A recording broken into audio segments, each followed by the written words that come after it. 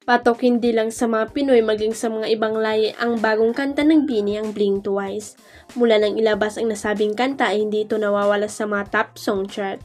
Sa katunayan ay patuloy ang pagtaas ng million views streams at plays nito sa iba't ibang streaming platform. Pati ang mga content video na gamit ang nasabing kanta ay umahataw rin sa views. Isa nga sa nag-viral ay ang makeup challenge video ni Empress Shock na umabot na ng 6.9 million views. Isa nga sa nag-viral ay ang makeup change video ni Empress Shock na umabot na ng 6.9 million views. Pati ang K-pop idol girl group na Team ay kumasa rin sa Blink Twice Dance Challenge at sinabi pa nila sa kanilang caption na sila ay Korean Blooms.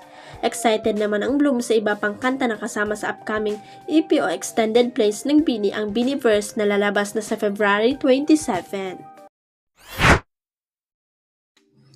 Nilinaw ni Ruru Madrid na wala siyang sama ng loob kina Sue Ramirez at Christine Reyes.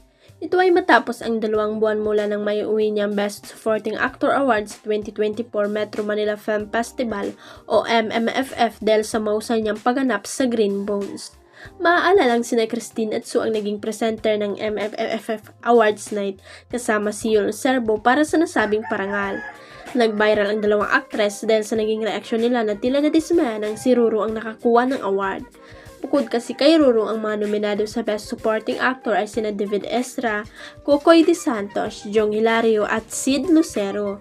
Si Sid ang inaasang mananalo ni Sue at Christine dahil kasama nila ito sa entry na Kingdom na pinagbibida ni Vic at Piolo Pascual. Sa panayam ng Showbiz Insider na si RG Diaz, inamin ni Ruru na naiintindihan niya ang dalawang aktres.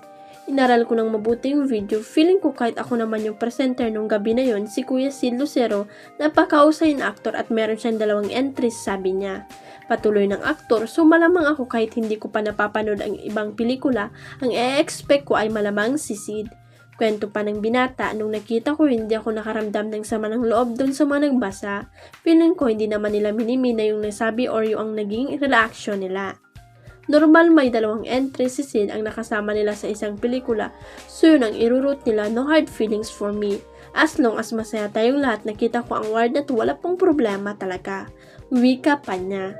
Anya pa siguro kasi hindi rin po talaga nila in-expect dahil aminado ako na bago ang pelikula na to, hindi naman na-validate or nakita ng mga tao ang makakayan ko bilang isang aktor.